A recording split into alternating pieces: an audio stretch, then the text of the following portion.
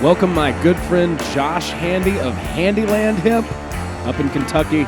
We just got started in the hemp game. It's still a little bit the Wild West, and we talk a lot about that. Josh produces CBD gummies, and he'll be producing a lot of other things, but he's done a lot of research, and I wanted to talk to him about it. I've known him for years. He's a great person. Check him out, handylandhemp.com. Enjoy the show. We are doing it. We are here. Here we are. I'm with my friend Josh Handy. Josh, welcome. Thank you, buddy. It's nice to be here. This is, we're coming to you live from a cruise ship.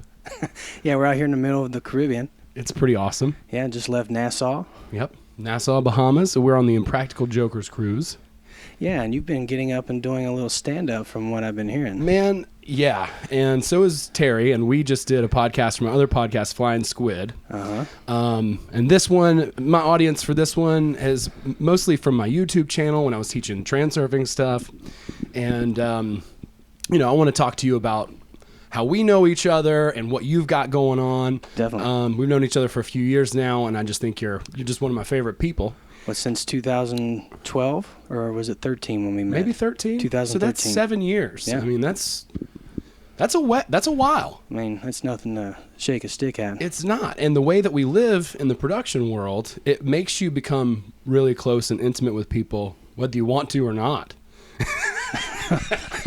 I mean, whether you want to or not. Yeah, right. So, you know, we're living in these crazy bunks in Coachella. We work Coachella Music Festival together. Yeah, that's where we met. That's where we met, and we were living in these tin cans, these storage shipping containers. Literally out in the middle of the desert. In the middle of the desert. Indio. And for a month at a time. Yeah. And having to sneak around to smoke pot in California. Man. Was that a good old time? Man, yeah, those days were great. You know, we see Kenny going one way, we go the other. Where's his flag? Find him. It actually made it more fun. It's like, yeah. I don't want to smoke anymore if I don't have to hide it. I work the night shift. Just rocking apples and then tossing them over the fence. Yeah, yeah. So fun. Coachella was literally one of the most incredible memories that I have in my short career. I consider, I don't know, I've been traveling now in music per se since I was 26 years old, about to be 34, so 8 solid years going into my 9th season of traveling specifically within the music industry is pretty cool. I mean, I dabbled in other things along the way, but to have a primary career working in music has been an achievement and an experience, and Coachella being the one that actually helped put me over the edge. Our good friend Danny is the whole reason I know you, Yep. Danny Bateman. Yep. And shout out. You know, we'll definitely have to talk about him as we go along because Awesome. Danny's he's a special one. He's very unique. he is one of the most amazing people that I know. Such a funny dude. He's incredible. We had a TV show together. Talk a little bit about that Oh, if you man. don't. If you Well, want. yeah, Warped Roadies. Yeah. For those that haven't seen it, we had 2 seasons of Warped Roadies. I came in on the 2nd season. I was actually with the guys, Terry, Danny, Mike Holshoe, and it's actually pretty crazy because one of the producers, actually 2 of them that worked on our show, now are on the Jokers team, and I've met up with them while we've been out here on the ship. They randomly came up, and fortunately I remembered both their names. One's name is Kevin, the other name, her name is DK, and they were both producers on Warped Roadies, and it was cool. We were hanging out backstage the other night during Karaoke Killed the Cat, and all of a sudden Kevin comes up, and we had this awesome conversation because it had been way back since my 2nd season, or my first official season on Warped Tour, which was the 2nd season of Warped Roadies. I believe that was 2000, if I'm not mistaken, was that 14? I don't know. It's in that range somewhere. But anyway, that Warped Roadies was an experience unlike something that, I mean, okay. Can only imagine. So full disclosure, I've never actually watched You've never the actually show. seen it. Yeah, there's a lot to say about it. I know you guys so well that I almost just didn't want to see the televised version of you. Like, I just know you guys, and I guess it's kind of like a documentary style. Yeah. It's just you guys being you. Right. Which, you know, I will watch it. I just haven't, but not for any other reason than, I don't know. I just, you guys are awesome. I know how awesome you are. Right. and I could watch it, but I just never have. But what is it on? Like, I don't watch a lot of TV, so. Well, now I'm not actually quite sure how to find it. Like, I actually have a copy of it, but it was on Hulu for a certain amount of time. Shit. And we were the #1 show on Fuse TV, along with who's the guy? Billy? Is it Billy Eichner? Is that his name? Billy sure. in the Streets. Okay. Did you ever hear about him? I don't know him. Yeah. Okay, well he's this I'm crazy under a guy that rock. literally he had his own TV show on Fuse, and now he's this huge guy. But at one point, our TV show was actually outdoing his show in the prime of when it was actually airing on Fuse, and it was this really cool thing because it was literally all of our best friends traveling on Warped Tour, creating and making this experience for kids all around the country. You know, when you go to 42 cities in 50 days, and they were able to, like you said, document everything top to bottom. It was an amazing thing, man. Watching Kevin Lyman, the guy that started everything, have the show actually tell the story about how it was curated and what he had to go through, the trials and tribulations that actually made Kevin who he was, and everybody that he actually brought under his arms into the industry. Like, he's responsible for Katy Perry and Blink-182 and Black Eyed Peas, and he even gave Eminem one of his first, if I'm not mistaken, maybe his first big national tour was on Warped Tour. And Warped Roadies showcased all that to those that didn't actually know the history of and how much of a staple Warped Tour will be. And it's now over. Warped Tour has officially ended, but Kevin's been continuing on his legacy. He's actually traveling the country, and he's teaching different universities about the music industry. Cool. And, you know, that's knowledge that you can't get anywhere else. This man literally went through everything that you could possibly think of to get to where he's at. And he took all of us, Danny, Mike, Kenny, Terry, I mean, the entire setup crew, everything that he actually, oh, my Bing goodness. bong. Wow. This is great. I love that we're capturing this. This is the best. Do we keep talking, or do you let him? Yeah, let's see what they've got to say. Okay. This is proof positive that I'm on the Impractical Jokers tour, guys. Cruise ship. And she does a great job. You know? Yeah, Kaylee's great. She's our warrior on this one. Yeah, she's heading up the announcements. I don't hear any plosives, you know. A lot of people pop their P's on the speaker. Yeah, a little But yeah, she's done. The Warped Tour, yeah. I love it. We're definitely keeping that in there. Yeah. The Warped Tour, you guys, all the folks that you said, I was actually rooming with Mike, and he left. I don't know if he's coming. I don't think he is coming back. No, he's done for this season. He's done for this season, but dude, sweetheart of a guy. All you guys are Mike Olshoe? Oh my God. Yeah. Mike Olshoe, Danny, Top Terry, tier. just all you guys, Kenny, just such good people. I'm Well, so and we fortunate. have Sierra out here, Kevin's daughter. She Yep. even works here on the ship Yep. as the activities manager, works in the operations department under our COO. I Yep. mean, she was a huge part of Warped Tour and helping Kevin make it what it is, you know. Yeah. So it's just cool now that we've brought that family into this family, and we've merged two sides of the story where we've already made history, and we're continuing to make history within this industry. Yeah, this is so cool. This is such a neat experience to come out here and see literally the best talent in the world. I mean, some of the best comics are on this ship. Some of the best bands are on each of the ships. We did Kayamo. We did, which is like singer-songwriters. We did Outlaw Country with Chris Christopherson. And Brian Wilson was on the boat for Kayamo. I mean... Yeah, Rockboat with Sister Hazel. Rockboat with Sister Hazel. And Rockboat was particularly good this year. It was the 20th year. It was the 20th anniversary, yeah. That was how they got their start here. And, dude, I'm just so fortunate and enthusiastic about the opportunity to be here, because it's really special. Well, you've already done how many cruises now? I think I'm on like 14 or 15 or something like that. See, isn't that crazy? They rack up quick, and it's awesome. And, 63. 63 cruises you've done. This is my 63rd cruise. Jesus. Well, actually, 63. The only thing that to me is a little bit difficult to navigate is the Wi-Fi situation. Mm-hmm. Other than that, I could be out on this boat a lot. But and also I'm personally trying to develop and create like a comedy community in Athens, Georgia, where I live, which is kind of probably very laughable to a lot of people who from the outside looking in. Such a small town. Yeah. It's like, why are you even bothering? It's like, why don't you go to New York or LA? And I'll tell you why. It's because I want to have a home. you know? Where you're from. Yeah. And, you know, Athens, Georgia produced some really talented musical artists. The B-52s are from there. Neutral Milk Hotel, REM, Widespread Panic, Soundtrack Sector 9 was from there. They moved. A lot of bands do move once they get big and famous, but you know, it's a rich culture. It's, you know, they're very accepting of art. Okay. And there's not a really big comedy community there yet, but I think that it could rival anywhere else in the South. I mean, I don't see any reason why not. Atlanta's scene's kind of wrecked.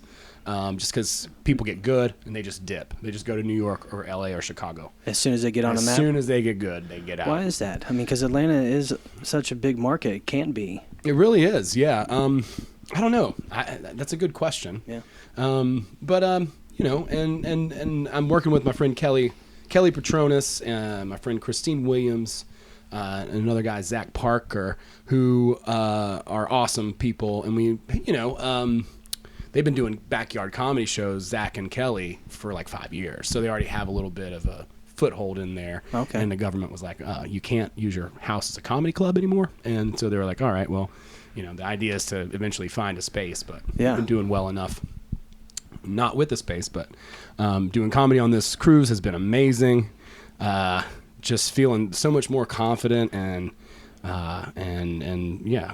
Yeah, you really opened up the showcase. Was it the first night we were here? I just did quick. You introduced. I filmed it for you. Yeah. Thank you so much for doing that. Yeah, and so to everybody out there, I know a lot of you guys don't necessarily follow me because of comedy, but I'll post all these sets that I've done on my Patreon, and I won't charge for them, but I'll just put them up there for free. So if you follow me and you are interested in hearing some of my stand-up, then... Excuse me. Then just go to Patreon. Been eating a lot on the boat too. Yeah. You know? Then just go to Patreon and check that out. And Josh, man, so much I want to say. And I also want you to talk a little bit about your projects and what you're working on, because as long as I've known you, you've had an incredible vision, and I've had nothing but the utmost confidence that you would accomplish anything you set out to do. You're very capable and incredibly motivated, and yeah, I mean, I can't say enough good things about you. Can I start off with a story from Coachella? Most definitely. well, hold on. Which story are we talking about? The love one. Oh, yeah. Is that okay? Yeah, Would that embarrass you? No. Let's do it. It was so good, and I think you guys will really like this. I really needed it. I was dating this crazy, cute girl. I was in love with her, and she was back home. I was at Coachella, and she blacked out on alcohol and cheated on me while I was in Coachella, like the second week or something. And Josh and I had just met, and hit it off, and we're friends. And we were working in the same cart, weren't we? Mm-hmm, we were. Yeah, yep. It was the morning time, and. I was bummed out, obviously, right? I mean, you don't get that kind of news and you're like, oh, great. Oh, yeah, you blacked out and cheated on me and slept with some dude. Oh, lovely, So I was bummed out. And I didn't know this at the time. Yeah, I was kind of quiet about it, but I was just bummed out. And, right. And, Josh was exuberant, and we were, I was having as much fun as I could, and we were all happy to be there. But one morning he got up and he's like, we're doing some jumping jacks and just getting the blood flowing. And we're working in this lot where all the vendors are. And so people are hustling and bustling. They're trying to hump and make money and do all that kind of stuff. So we're not in the area with all these, camper goers. We're with the working class people in this place. And so what he wanted to do is go around and cheer everybody up and wish them a good morning and spread positive vibes. And you looked at me, and I think this is the direct quote. It's what I remember, so I can't say anything other than what I remember. But right. You pull up in the golf cart and you go, come on, man, we got to go tell people about love. And I was like, fuck yeah, let's do this. I was like, you know what? You're right, man. And that we did. We went around and we talked about love. We did. We talked to everybody and just nothing but positive vibes, man. Yeah, just spreading joy and. Well, it's a different kind of energy when you're out there, and that was my second year at Coachella. Coming from the first year, I was tremendous. I mean, head over heels with the amount of fun that I had while I was there. And coming back into it, it was the beginning of the second season. I was jacked. I was ready to go. I wanted to get out there and meet all these people. It was unlike anything that I've been able to experience. And yeah, man, that's what we did. We went out and we talked about love. And it was just awesome, man. It was just the lift that I needed in that moment to just to forget about my own, like misfortune or whatever, and to just get over it and just understand there's just a bigger force, a bigger energy, I think, that links us all together. And, I've, for one, have embraced that. I think that maybe it was Tolstoy or Dostoevsky. I don't know. I didn't read their book, but I heard the quote that one of them said that there's a line that cuts through the heart of every man, and you have a decision to make, basically. Yeah. That you either go with the light or you separate yourself from it. And one thing that I love about you and Terry and the whole crew is you guys very much openly acknowledge love and the light and positivity, and that's so important. I am a big believer in trying to cultivate a better world, and I know you guys have that same ideals and in order to make that happen, you have to surround yourself with those people. Mm-hmm. And it's fortunate that we work for a company like Six Man that finds those people, and not just including what we do now, but what you even do outside of what we do here when we're all together. Yeah. It matters with who you surround yourself with, and I know you know that very well, but absolutely. That's you'll achieve anything that you want. I'm a believer in manifestation. That's another whole thing, but putting yourself in a position to be around people that are like-minded and have that positive field that you need to feed off of will help you get there. Absolutely. And just aligning yourself with people who have similar, the same values is absolutely crucial. And it keeps me positive in those days, when something bad happened or whatever. And that brings me back to talking a little bit about you. And, since I've known you, you've been telling me about, this is Josh Handy, and his property in Kentucky is called Handyland. Handyland, yes. And you were telling me, you've told me for years about this place. I want to come visit. I'm really excited to do that. And we'll definitely make that happen at some point. Yeah. But can you tell us a little bit about your project out there and what you've been working on? Yeah, man. Well, to kind of just give a little backstory on Handyland, my grandfather actually purchased this property with his dad, my great-grandfather, back in 1949. My grandfather was one of the largest tobacco-producing farmers, worked with one of the largest farmers in Lexington and the Versailles area, and he actually got run out of town due to this crazy lawsuit that one of the other big farmers tried to come in and buy the company my grandfather worked for, and my grandfather lived on this property and was forced to leave. And instead of leaving, when the guys came after him, he chased them out with a knife, like, "Hey, you're not taking me from my home." And those guys tried to sue him and actually locked him up for criminal charges and everything. And my grandfather had to get an attorney and ended up winning the case.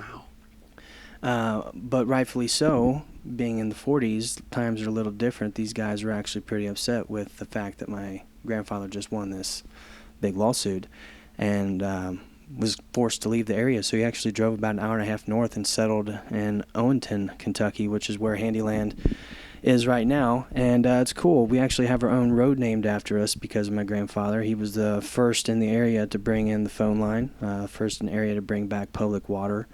And in doing so, they named the whole road after us. It's a mile long from where you actually come in off the main road.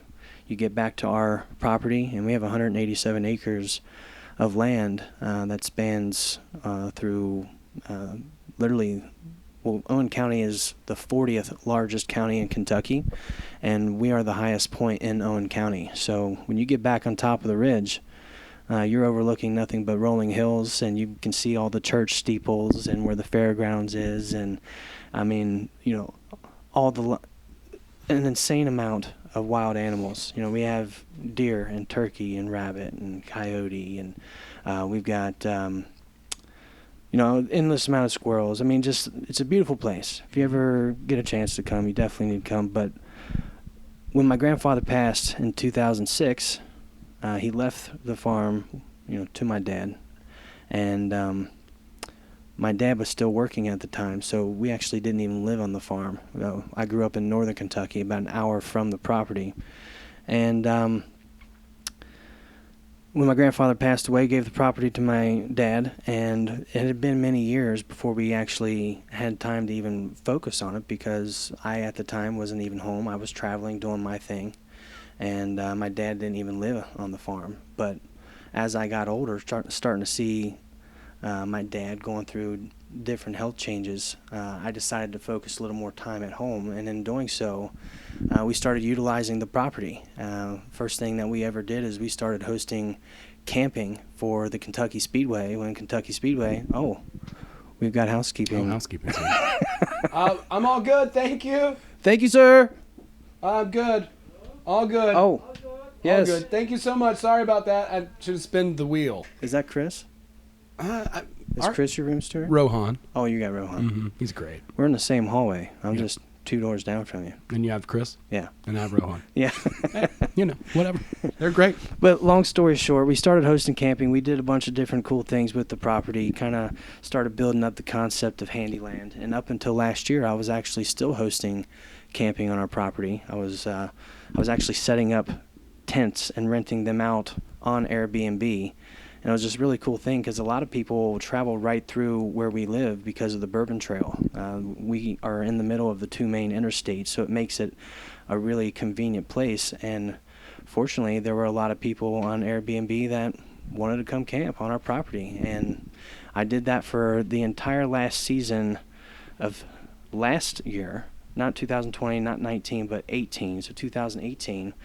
And I went on one more big tour, ended up leaving, and finding out that my dad was going through some crazy pains in his back, and the doctors were giving him the option of either fusing the lower portion of his spine or having to put him on these crazy pain meds that they didn't even know were going to work because he had heart complications. And coming home and finding that out, that those were his 2 options, I've known about cannabis for a while and what its capabilities are, but my dad's old school, so is my mom. Like, my dad's never smoked weed, neither has my mom. They obviously know all about it, but not about any type of medicinal effect. And where this story goes, I straight up asked his doctor when we were there, and he was giving us the options, what he knew about the endocannabinoid system, and he couldn't even answer me. And it upset me because knowing what the endocannabinoid system is and how it ties into our neurological system is a big reason on why these doctors need to even make the best decision. But because of where they are, they're not making money on the cannabis industry. Right. Okay, so we decided to drop those 2 options that the doctor gave him, and I convinced my dad to start taking CBD. And I did all the research, finding out, okay, what's the best company to invest in? What do I need to? I don't want to just give him anything generic. I want the best. And I found a company called PureKana. And it wasn't a week after giving him these CBD drops. He was rolling around on the floor laughing, and he couldn't even take the garbage can out to the end of the driveway a week prior. Damn, dude. And I was on tour, so I was completely oblivious to all of this. And then Mom and Dad, knowing that if they told me anything about it, that I would probably end up leaving tour because my dad was getting worse. They didn't know what to do. But finding this solution, the biggest problem was the amount of inflammation that he had in his back. It was creating this huge amount of pressure within where his sciatica is, and that's what was creating all this pain. CBD, not giving 100% credit to it because I also did change his diet and trying to get him a little more active. But knowing that that is what we tried and it worked for him, and coming home and knowing that I had all this land sitting there, I decided to get licensed to grow my first 1,000 plants. We actually planted last season. We grew 1,000 high CBD plants. It was a really cool thing because the local newspaper found it to be an awesome thing because I wasn't anybody special other than the fact that I have had a kind of a cool past in the different things that I've done, and I've decided to put that to the side so I can come back to this little county, unknown county, and I'm going to help put a name to the hemp industry for our state. And we did. I successfully grew these 1,000 plants. It was actually a little crazy situation because the state, Kentucky, allows you to test up to 0.399%, and I came in initially at 0.427. Oof. So the fact that here I am, I've got all these plants that we just harvested, and there's the fact that I could probably have to burn my first crop.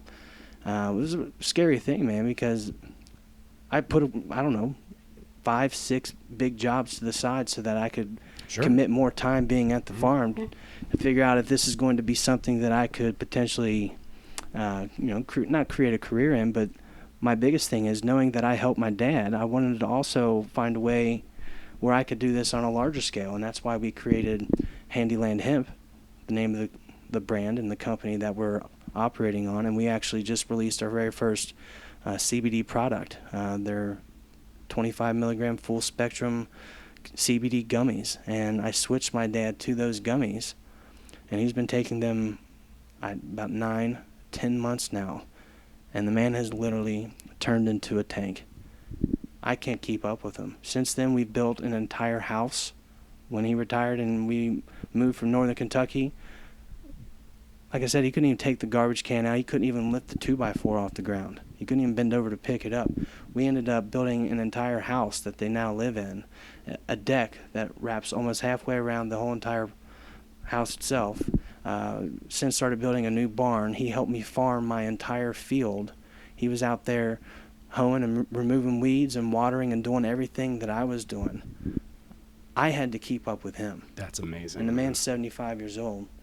And the fact that we were looking at having to either fuse his spine or dope him up on pain pills, I mean, that really pissed me off, that knowing that that was the option that his doctor that he trusted. And I don't want to talk crap on it because doctors do amazing things, but that's what he was giving my dad, and that affected me. So I put it all aside, Handyland Hemp, we made it work. And we had our first successful season, released our first product. We're getting ready to move into our second product. Like I said, we started with gummies. Now we're going to do tinctures. And we've actually found a market and a need for massage oils and lotions, which is the next thing that we're moving into. That is fucking awesome. Yeah, man. And it's been cool to sit back and kind of observe all this. Now that I've actually was able to go out and make the first season happen, I've pretty much decided that I'm not going to grow my second year, because there's a lot of farmers that got burned out there this season with contracts from processors that they were supposedly supposed to process and never did. So there's a lot of farmers that are sitting on all this crop that they can't sell because they were promised a market. So what I'd like to do, and because I've already established a small market within my network of people, I would like to hire farmers or more or less buy the product that they grow, and I can even lease out plots on my property. I still want to have a boutique operation, and I'm leaning in towards the idea of opening this whole awesome agritourism-like aspect, just like what the Bourbon Trail is. Bourbon is a huge staple in Kentucky, and hemp has been also. So along this journey, I actually purchased thehemptrail.com, and I'm creating the first official, not the first official because there already is a hemp heritage trail that has been established, but not the hemp trail. And I'm going to partner with a lot of different farms along this hemp trail and showcase their properties and their products that they're putting out there. And I'm going to create a market and a need for these farmers to actually sell their product, because I am in return going to make products to sell directly to people that need it, just like my dad. That's so cool, man. And how cool is that? Yeah, so it's just cool to be in that position, in a position to where, okay, I'm using this land that my grandfather absolutely worked his butt off for. All the equipment that my dad has been able to obtain over the years, and then having my need and my want and my drive and combining those three things and then making it a complete family-run operation out the gate. My brother and I, we went in on it. He actually split the cost with me in making all this happen. My brother has since moved to the farm full-time. He's lead engineer for a major company, which I don't know if people know about Pratt & Whitney or not, but Pratt & Whitney is a huge company within the aviation industry, and he's the lead engineer for Pratt & Whitney for one of their divisions. So it's cool that I've got a brother that, he's insanely busy, but on his weekends he was out there hustling and making things happen right along with me, my dad, and my mom. And we just made this thing work, man. And we want to tell the story to people, and we want to help other people. I mean, there's a lot of things that people question about, what CBD is and this and that. But, I mean, the simple fact is you just have to do your own research. Sure. I'm not going to make any claims about what it does, about what it can do, other than the fact of what I've personally seen it do. Sure. And how I see it work for my own family. And I actually take it myself every day. And since then, I'm not saying that it's doing this, but I have become more motivated about being aware of what I put in my body, about what I eat, about exercising. I feel like I look and feel better since I have been taking it, and it's honestly helped me. I mean, it's an incredible. I'm sure. I'm gonna get on that train as well. I want to talk a little bit about a little bit of your research, because I definitely bought the book The Emperor Wears No Clothes by Jack Kerr. I've read that. It's like a coffee table book, a really good book. But I don't know very much. That's kind of the tip of the iceberg, as far as things go. But I'd love to know about like some of the stuff that you found out, because I know you have learned a lot on this journey, dude. Yeah. Well, as far as what CBD, what is CBD? Why CBD, would maybe need it, or it's short for cannabidiol, and it's a crazy word, but it comes from the cannabis plant, Cannabis sativa, and you can actually find it. It in simple terms, legally we have to call it industrial hemp. But it is medicinal marijuana. It is a cannabinoid, one of the molecules that you find in cannabis. And there's over 100 cannabinoids that you find in cannabis plants. And CBD has been found to be one of the most effective for a range of studies, a range of things that can help with your body. And like I said, not making any claims here, but anxiety is a big thing that we go through, and if you really boil down and look at it, that is all tied to our neurological tract. Depression, that's a neurological aspect. Okay, so CBD and cannabinoids work within our neurological system. We have different receptors. We have R1 and R2 receptors located throughout our body, and these receptors are activated differently when cannabinoids are introduced to your body. CBD, THC being another. THC is the known component to actually make or give you that psychoactive effect, where CBD is the complete opposite. It doesn't do anything psychoactively, but it does do more for different parts of your body. It interacts with your body in a way that THC has nothing to do with. But what the THC does do is it more or less allows your body, it maximizes the amount that your body can absorb. The THC allows your body to absorb CBD to its maximum possibility, if that makes sense. Okay, sure. So yeah, I mean, I'm a layman, so like this definitely makes sense to me. But yeah, like the simpler the better, And the thing is, a lot of these companies, they've been focusing on stripping away the CBD from THC just because there's this stigma behind THC, and a lot of people don't want the idea of taking THC because it's going to get me high, but really understanding what it does do for your body, even in the smallest amounts.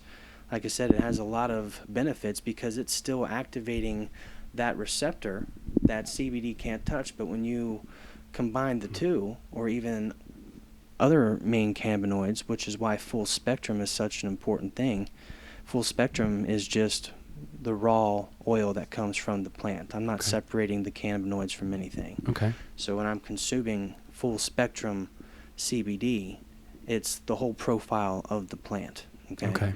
And what that does, and when you take that in certain doses, it's affecting those receptors in different ways, and it's distributing those molecules throughout your body to places that it already knows where to go to. Because like I said, there's different. I can't tell you how many receptors are throughout your body, but it goes from your brain all the way down to your hands, all the way down to your feet. The same as your neurological system, the endocannabinoid system. Okay, and it creates what we call, and I don't know exactly who did the study, but Harvard has been doing a lot of studies as of late, but it's called the entourage effect, which is the scientific term that they have given when you take full spectrum.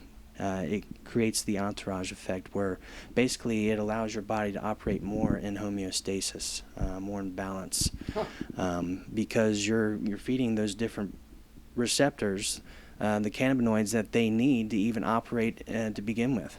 And coming to find out, our bodies naturally produce these cannabinoids.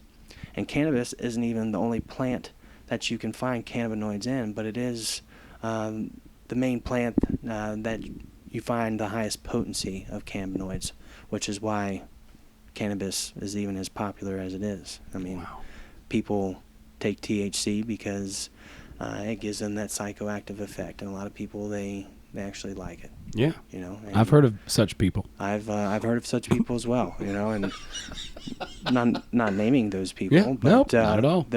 I'm sure they're out there. I mean, well, we already talked about Coachella. We already threw ourselves in, but that was years ago. We've changed. My mom and dad already know that I've, it's all good. I mean, most people have at least tried it and not inhaled, or something. And so, I think pretty much what Peter Tosh said, look, doctors smoke it, lawyers smoke it. Yeah. And he said that in the 70s. So I think, unless you've been literally hiding under a rock, about this stuff. But it's interesting because it's so neat that what you've discovered about it, and I've heard people talk about it. I've heard people say, that it used to be a staple of our diet, that we would eat hemp seeds and have those cannabinoids in the body. It's so neat though to hear it from you, because you've done the research, you've started growing the plant, and you guys ship the stuff out as well. You can send it in the mail. Like if somebody's listening to this podcast and they're like, you know what, I want to jump on this train. I'd like to try it. Yeah. So handylandhemp.com is where you can go to buy the actual product. It's a one-click deal right from the front of the website.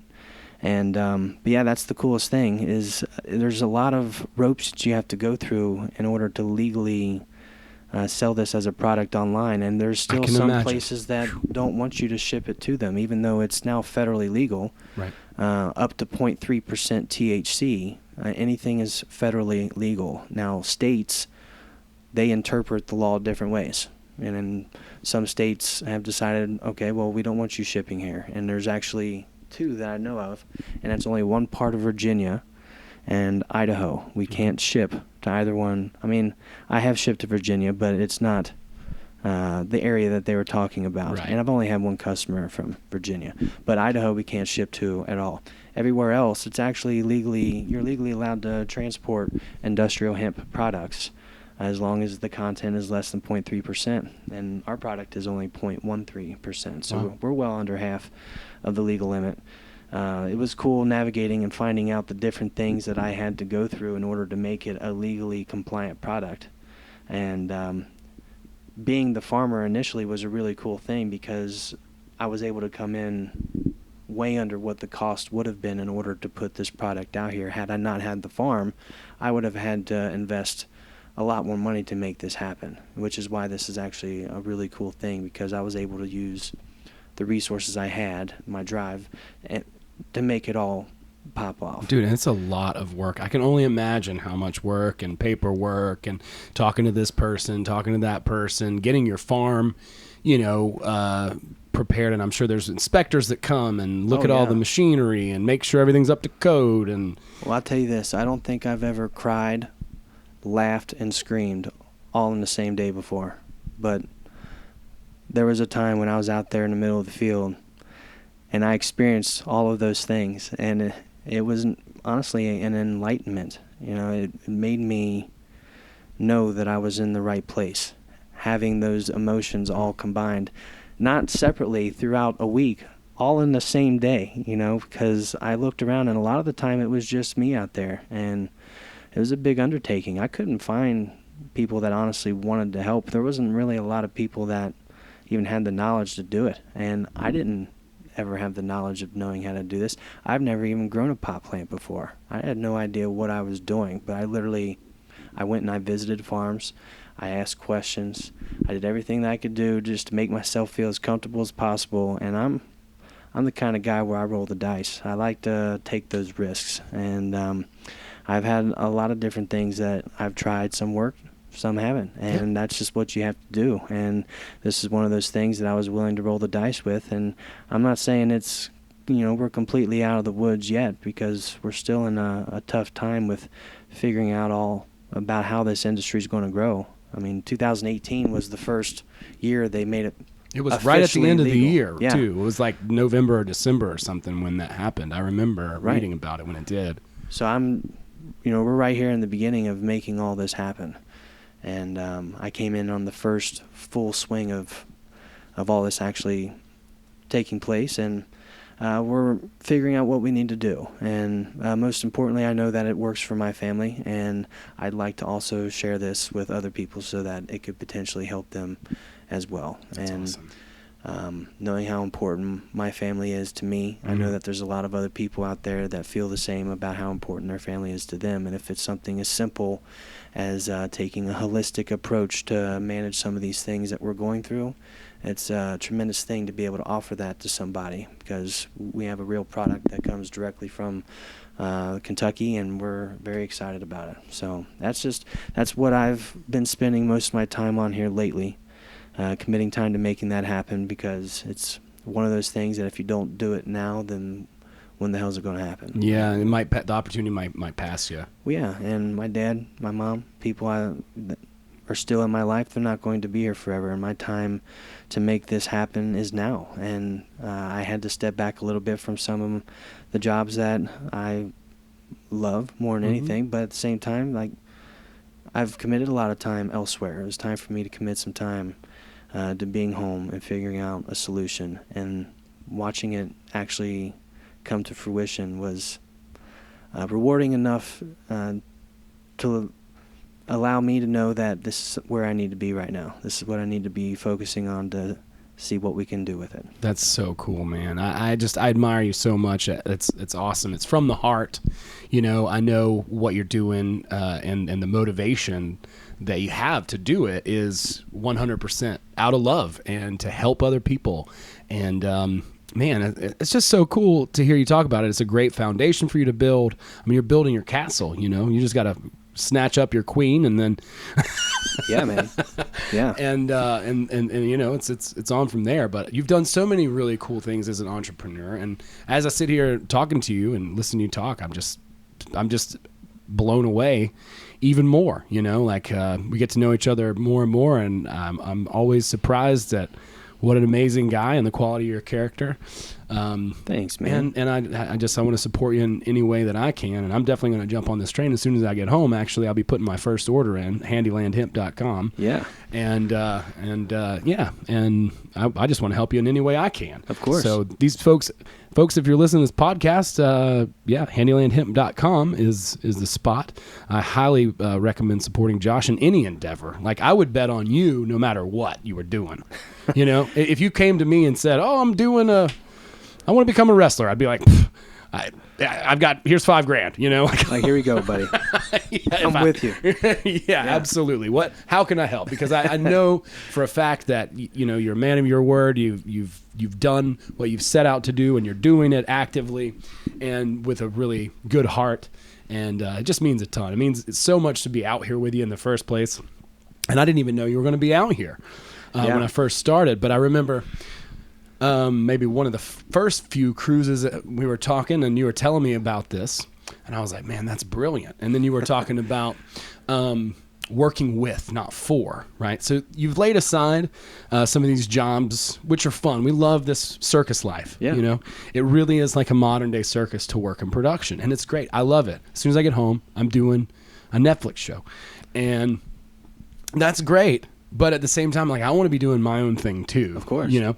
And so that's the next step. And then on and on. And it's really cool to be able to watch you grow and develop and do such an amazing thing, because you're going to help a lot of people. And I think that's awesome. And I think you should be very proud of yourself. You've done well. Well, thanks, man. And, hearing you say that, there is a lot of other companies out there that are more or less attempting to do the same thing. So, as I was saying before, just make sure, if anybody is interested in trying anything like that, just make sure you do your own research in regards to it, because it's the Wild West right now, and there is no regulation on it, and that's why it's helped so much to actually,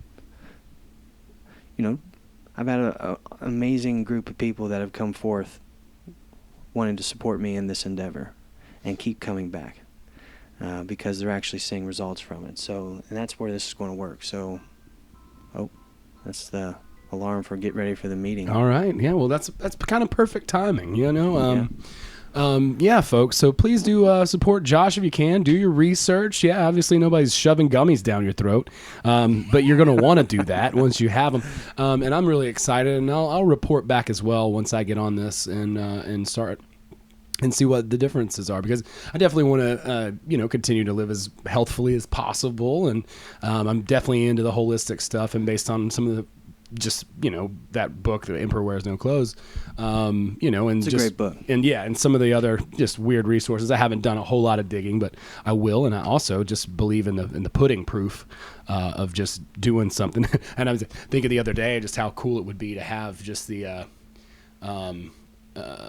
placebo effect. Like, I don't need the placebo necessarily, but can I have the placebo effect? Yeah, I want the effect. Even if it is mental and that triggers it, well, that's still a win. I mean, if the effect works, I know this is a crazy question, but have you ever experienced a shamanic journey before?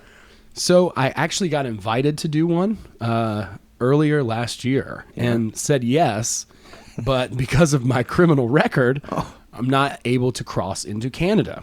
So I can go anywhere except Canada. So you were going to have your shamanic journey in Canada? I was. My friend Jay Zebarth invited me. Oh, wow. And he's a great guy as well. And he was like, hey, man, I think he's done 11 ceremonies or something like that. Mm-hmm. And he just loves it. It's his thing. And my friend Wendy and I were supposed to go up there. And then I found out that I couldn't cross the border. So we wound up going to L.A. Yeah. So I'm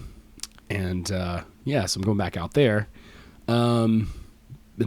But yeah, no, I haven't. Well, the reason I bring it up is because right before all this started happening with my dad, I went to have a shamanic journey, and I had no idea what it was. I actually just thought it was some type of a yoga practice, and it was advertised as breathing exercises, and getting into this whole opportunity where I wanted to live a more healthful life, I was starting to explore those things. So I was invited to go on a shamanic journey, and not getting into too much of the technicalities of it. Going through this journey, I was telling you how I had, where I screamed, cried, and laughed all in the same day, and I had that sense of enlightenment. I had that same feeling when I had my shamanic journey. It was cool to see the two times correlate together, and so in regards to that, I think that if anybody ever has the chance to go through a shamanic journey, it changed the way that I look at things, the way that I perceive things, the way that I delegate my time and my day. It's more of an understanding that I have now that I've gone through one. And it was only maybe a 25 to 30-minute experience, but honestly, it felt like an eternity. Like a lifetime, huh? Yeah, I mean, it was one of the wildest things that I've ever done, and doing so, like I said, I look at things in a different light. So I encourage people to look into that as well. Awesome. So I think you should also try it if you were going to do it already. You need to definitely consider it. I'm definitely going to do it. That's great advice. And I just want to tell everybody out there, check it out, Handyland Hemp. How can people find you personally if they want to hit you up? Yeah, I mean, we have our Instagram page. Oh, just me personally, or Yeah, that too. Okay. Well, our Handyland Hemp across the board: Instagram, Twitter, Facebook. Obviously, the website, email, management, Sure. handyland@handylandhemp.com. Facebook, I'm Josh Handy. Instagram, Josh Handy 11. Same with Twitter, Josh Handy 11. Definitely hit me up if you guys have any questions about anything related to what we were talking about. I don't know it all, but I do know enough to help you make an educated decision on whether it's going to be a right fit for you or That's not. Awesome. And I have other sources and means to help showcase other people that have tried our products. I mean, if they ever want to see what it's done for others. So, yeah. That's awesome. Yeah, guys, everything there at handylandhemp.com, and you can follow Josh Handy11. He's also on my friends list on Facebook if you want to send him a friend request. You guys are awesome. I know you. Hope you enjoyed this show, and support Josh. He's awesome. Hopefully we're going to be working together in capacities for a very, very long time to come. It's such a pleasure to have you on, Josh. Well, the fact that we've started 7 years ago and we're still here, it says a lot. It does say a lot, man. Well, it's an honor and a privilege to have you in my life, dude. Have you ever done a hug on No, podcast? we've never done a podcast hug. Podcast hug. Awesome. I love it. Yeah. Yes, dude. All right, buddy. Awesome.